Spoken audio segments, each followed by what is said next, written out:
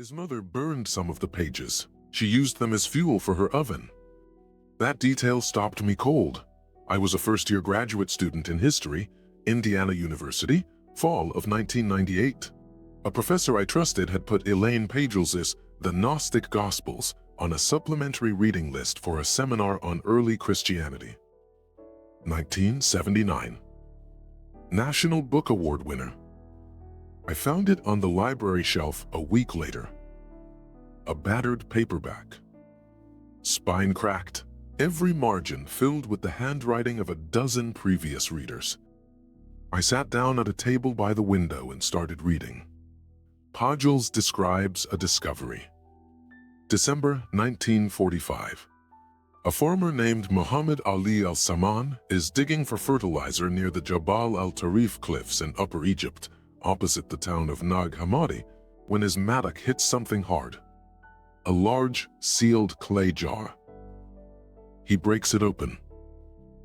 Inside, 13 leather-bound books. He doesn't know what he's found. He and his brothers carry them home. And then Pagels writes the detail that stopped me. His mother, Mahmat, used some of the loose pages as fuel for the tabboon oven over the following weeks. Cooking fuel. That's what she used them for. When I first read this, I sat at that library table for an hour without moving. Not because of the burning, because of the hiding.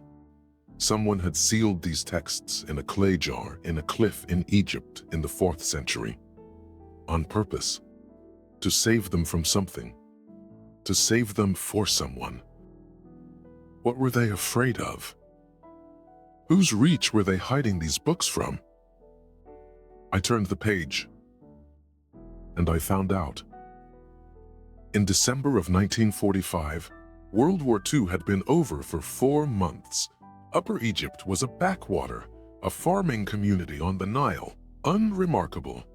Muhammad Ali al-Saman and his brothers were not doing archaeology. They were farmers, digging for sabak, nitrogen-rich organic sediment used to fertilize fields, at the base of the Jabal al-Tarif cliffs on the east bank of the Nile. The clay jar he struck was large, what archaeologists call a pythos. Muhammad Ali later said he hesitated before breaking it open. There was a tradition in the area that sealed jars sometimes contained jinn, spirits. He was afraid. Then he thought, it might also contain gold. He swung his mattock. No gold. 13 leather-bound codices, packed in straw. He and his brothers didn't know what to do with them. They brought them home. His mother, Ahmad, did what made practical sense. Loose pages and fragments went into the tabboon, the clay oven, as fuel. Nobody stopped her. Nobody knew.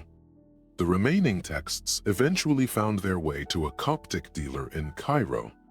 Jean Dorès, a French Orientalist, recognized the significance in 1948.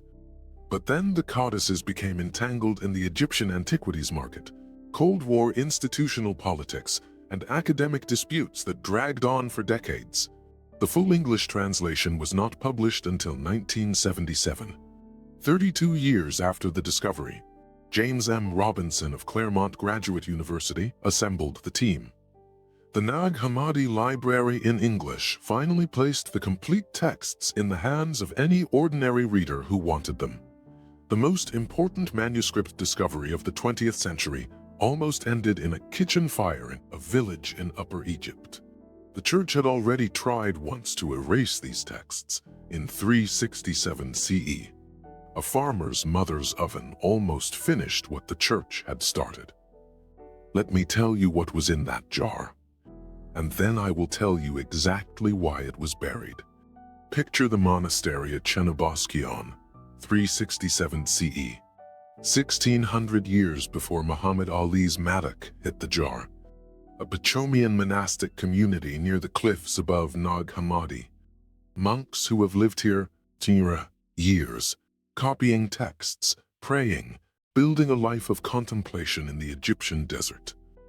A letter arrives. It is from Athanasius, Patriarch of Alexandria, the most powerful bishop in the Eastern Church, a man who has been exiled 5 times by his enemies and has returned each time more powerful than before. His authority in the Christian world is absolute. The letter is his 39th festal letter, written for Easter, and in it, he has done something no church leader has ever done. He has listed for the first time in history exactly the 27 books that constitute the New Testament, from Matthew to Revelation, the precise list that Christians still use today. And then he says, nothing is to be added, nothing removed. All other writings, the texts that circulate outside his list, are, in his words, an invention of heretics. They are to be destroyed. The monks know these books he is condemning. They have read them. They have copied some of them by hand. The Apocryphon of John 3 separate times in 3 separate codices. They believe these texts carry something true about Jesus, something that is now being ordered eliminated. They cannot burn them. They cannot bring themselves to hand them over, so they do the only thing left. 13 codices, wrapped in leather, sealed in a clay jar, carried to the cliffs at Jabal al-Tarif, buried in the earth, and then they leave. 1,600 years pass. A farmer digs for fertilizer. His mattock hits the jar. What the bishop commanded to be destroyed is lying in the sand. 13 codices, 52 individual texts. When scholars fully cataloged what was in those leather-bound books, the breadth of what had survived was staggering. Not just Gospels, though there were several of those. Apocalypses, philosophical dialogues, a partial Coptic translation of Plato, Hermetic writings, prayers, epistles attributed to Peter and Paul. The texts were written in Coptic, the late Egyptian language still used in monastic communities, but they were almost certainly translated from earlier Greek originals. Carbon dating and paleographic analysis placed the physical codices at approximately 350 to 400 CE. The original compositions, however, date to the 1st through 3rd centuries. These are not medieval forgeries. They were written in the same era as the canonical Gospels.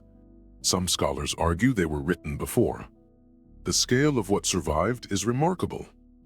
The scale of what didn't, what Muhammad burned, what other communities destroyed, what was handed over and lost, is impossible to calculate. But one number has stayed with me since I first examined the catalog.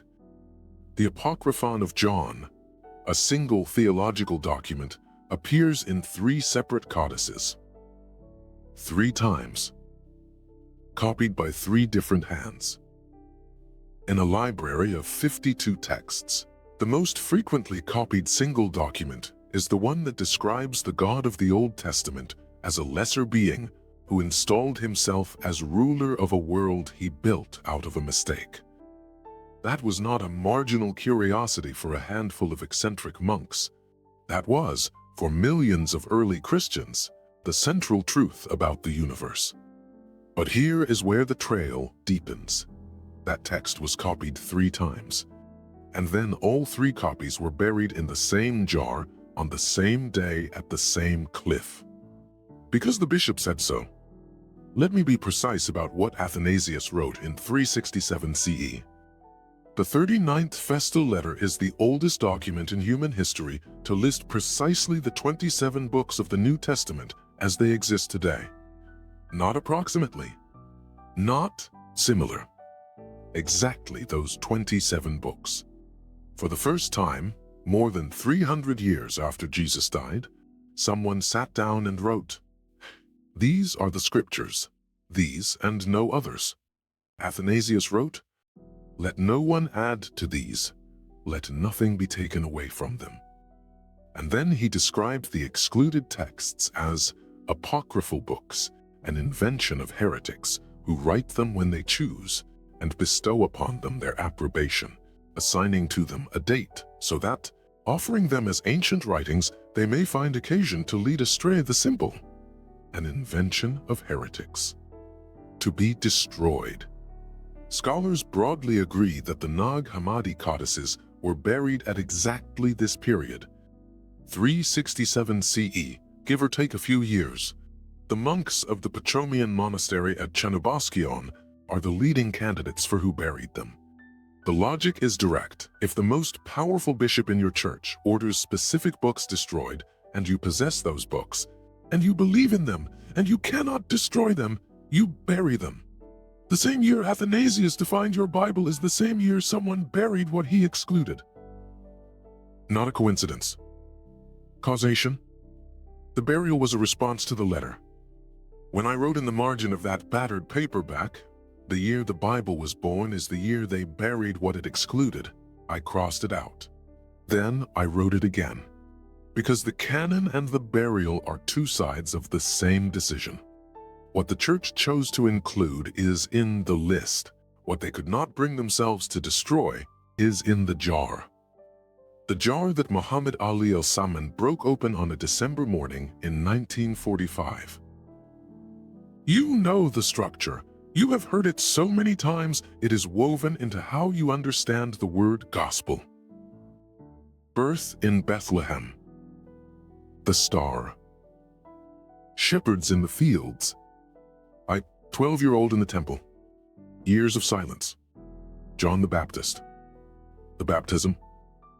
40 days in the desert. The calling of the 12. The Sermon on the Mount. The miracles. The feeding of thousands. Water turned to wine. Lazarus raised from the dead. The entry into Jerusalem. The Last Supper. Betrayal in the garden. The trial before Pilate. The cross. The tomb. The stone rolled away. The resurrection. That is the shape. That is what gospel means.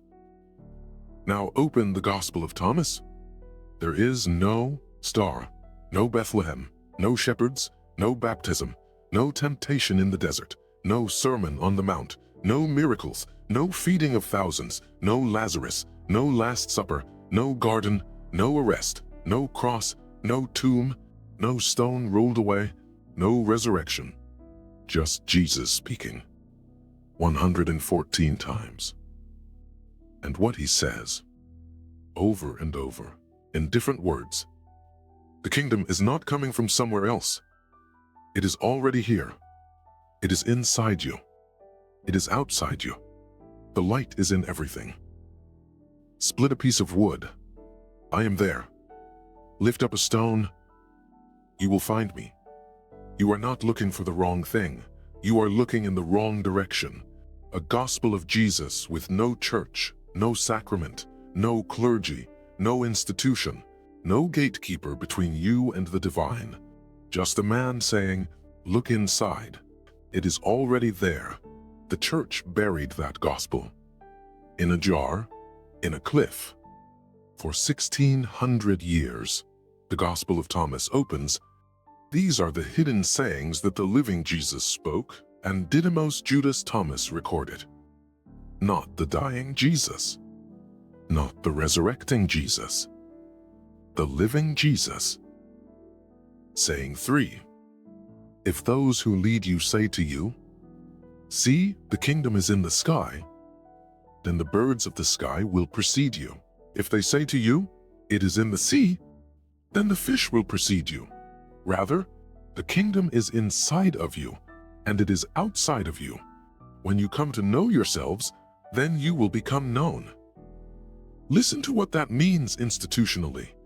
If the kingdom is already inside you, now without ceremony, without sacrament, without ordination, then any institution claiming to hold the keys to the kingdom is selling access to something it doesn't own. There is no key, there is no gate, there is only knowing yourself. Saying 77, I am the light that is over all things. I am all. From me all came forth, and to me all attained. Split a piece of wood. I am there.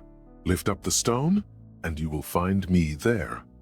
Saying 113, someone asks when the kingdom will come. Jesus answers, it will not come by waiting for it. It will not be a matter of saying, here it is, or there it is. Rather, the kingdom of the Father is spread out upon the earth, and men do not see it. Scholars Helmut Custer at Harvard and Stephen Patterson have argued that the sayings tradition in Thomas may be as ancient as the Synoptic Gospels, possibly older, not a late invention cooked up by fringe communities. A parallel, independent witness to what Jesus taught, a competitor for the oldest Christian testimony we have. Elaine Pagels was direct about the institutional implication. Thomas's gospel tells us that we all carry within us the divine light, and that self-knowledge is the path to God. The institutional church had every reason to suppress that message. It made the church unnecessary. It made the church unnecessary? I have read that sentence 100 times. It still lands the same way every time. But it was the other text. The one copied 3 times. The most read document in the entire library. That finally broke something open in me. The Apocryphon of John.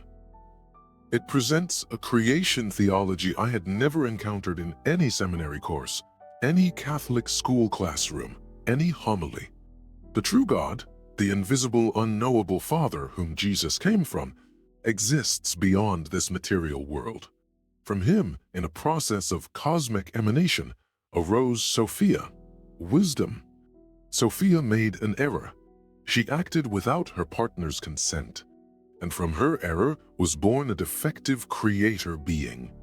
His name in the text is Yaldabaoth, also called Samael, the blind god, also called Saklas, the fool. He is inferior, born of a mistake. He created the material world and installed himself as its ruler. And then he says to the angels he has made, I am a jealous God, and there is no other God beside me. The Apocryphon of John responds, by announcing this, he indicated to the angels who attended him that there exists another God.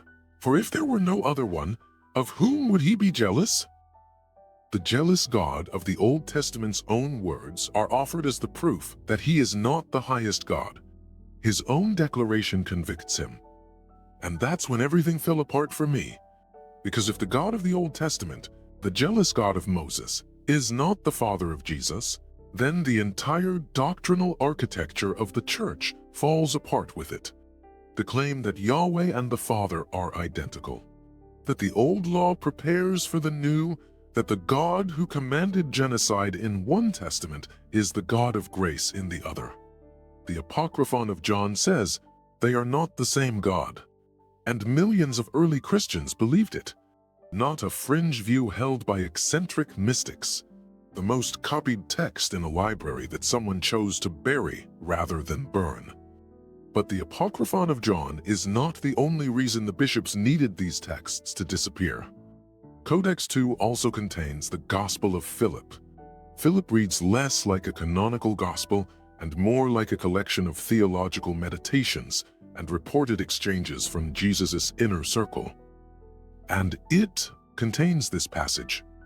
There were 3 who always walked with the Lord, Mary, his mother, and her sister, and Magdalene, the one who was called his companion. The word is koinonos. In Greek, and in the Coptic used in Philip, koinonos means companion, partner, associate, not student, not follower, not disciple. Koinonos is the word used in the Septuagint for spousal partnership. It appears in Paul's letters for intimate relational association. The word carries full weight. And then Philip continues, and the companion of the papyrus is damaged here. Mary Magdalene. He loved her more than all the disciples and used to kiss her often on her. The papyrus has a lacuna, a hole in the physical parchment at the precise word that would specify where on her body Jesus kissed her.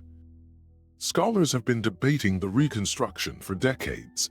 The Church has never publicly addressed why the papyrus is damaged at that specific moment. I am not arguing the damage is intentional.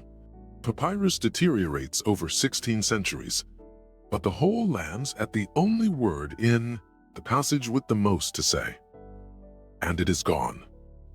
And then there is the text called Thunder Perfect Mind, also from the NAG HAMMADI library. A strange and remarkable document.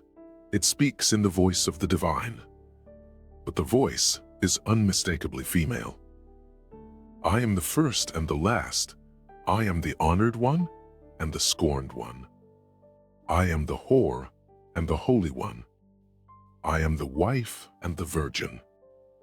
I am the mother and the daughter. The sacred feminine.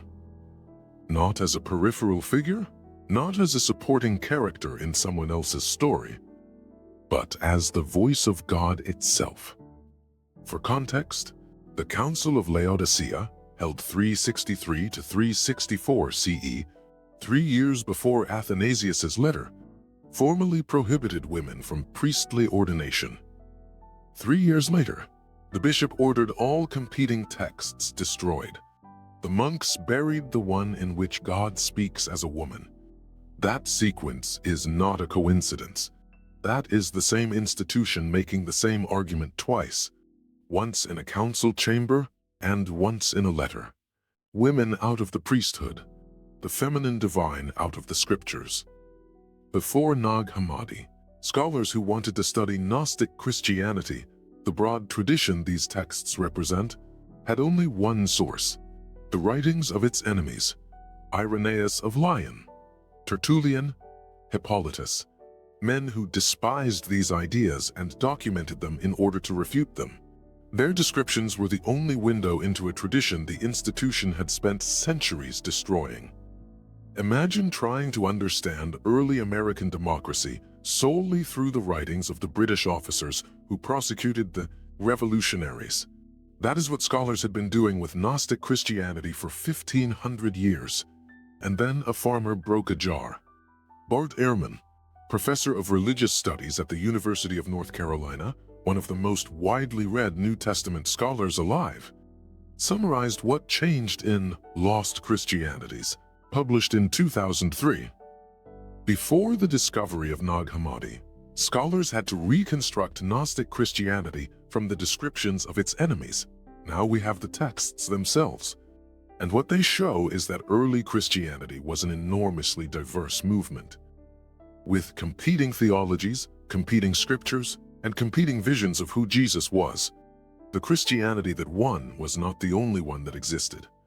The Christianity that won was not the only one that existed. Elaine Pagels at Princeton was even more precise in 1979. The discoveries at Nag Hammadi have upset many previously confident assumptions about early Christianity. They imply that what we call Christianity and what we identify as Christian tradition actually represents only a small selection of specific sources chosen from among dozens of others. A selection chosen from dozens of others, not received whole from a single revelation, not passed down intact from the first disciples. Chosen by specific men in specific centuries, for specific reasons. What was chosen defines your Bible. What was not chosen was buried in a clay jar in a cliff in Egypt in 367 CE and stayed there until a December morning in 1945. The question I kept coming back to, the one I still sit with, is what exactly the institutional church was protecting itself from. Not from heresy in some abstract theological sense, from competition.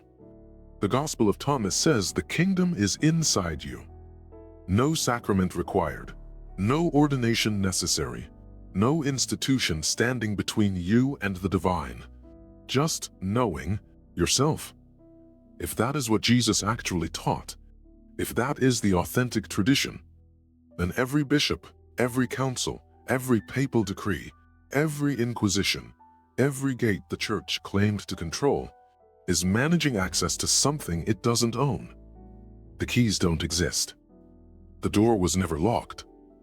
The Apocryphon of John says the God who demands obedience in the Old Testament is not the Father of Jesus, which means the Church's doctrinal unity between the Testaments, the foundation of 17 centuries of theology, is not a continuity. It is a construction. The Gospel of Philip says Magdalene was Jesus's koinonos, his companion, his partner. The institution that had been systematically removing women from authority since the Council of Laodicea had every reason to ensure that word never reached ordinary readers. J.J. Benitez has argued this with precision across decades of research. In Caballo de Troya, in interviews, in his sustained investigation of what the historical Jesus was actually teaching. His synthesis? The Church did not complete a revelation. It made a selection, and what it left out tells you what it was afraid of. That is no longer just an argument. It is a physical fact. We have the jar, we have the texts, we have the date, 367 CE. We have the letter, Athanasius, 39th festal letter. Destroy the apocryphal books. We have the response. Monks sealing 13 codices in clay, carrying them to a cliff, burying them in the ground. The Church drew the line. Someone buried what the line cut out. And what they buried, what they could not bring themselves to destroy, was the tradition that said, the kingdom is inside of you. You do not need anyone to let you in. That is what they were afraid of. That is what they buried. That is what survived. In December 1945, a farmer broke a jar and found 13 books that had been buried for 1,600 years. His mother used some of the pages to light the oven. Scholars fought over the rest for decades. Academic disputes, institutional resistance, a delay of 32 years before the full texts reached ordinary readers. Elaine Pagels published the first account for general readers in 1979. She won the National Book Award. Church officials dismissed her work as sensationalist. The Gospel of Thomas is still not in your Bible. The Apocryphon of John is not read in any church. The thunder perfect mind. The feminine divine voice that says, I am the first and the last, the honored one and the scorned, the whore and the holy one, is still buried in academic footnotes. The Gospel of Philip still has a hole in the papyrus at the exact word that matters most. The monks of Chenoboskion, whoever they were, their names lost to history, did something in 367 CE that I have thought about since that afternoon in the Indiana University Library. They could have complied, they could have burned the books, they could have handed them over and been done with it. Instead, they sealed 13 codices in a clay jar and buried them in a cliff in the Egyptian desert and walked away. They were not hiding those texts from that moment. They were saving them for a future one. They were betting that the world would eventually be ready for what the bishop declared too dangerous. They were betting that someone would eventually break open the jar. They buried those books for you. For the person who always felt that the God they were given in church and the God that Jesus described were not quite the same being. For the person who heard the kingdom is inside you and thought, yes, that sounds like the truth. For the person who needed to know that what they felt, the doubt, the distance, the persistent sense that something essential had been left out, wasn't weakness or faithlessness. It wasn't. It was the most lucid part of them, refusing to be quiet. The monks, 1,600 years ago, knew there would be people like that. They knew because they were those people. And they buried the evidence. And they waited.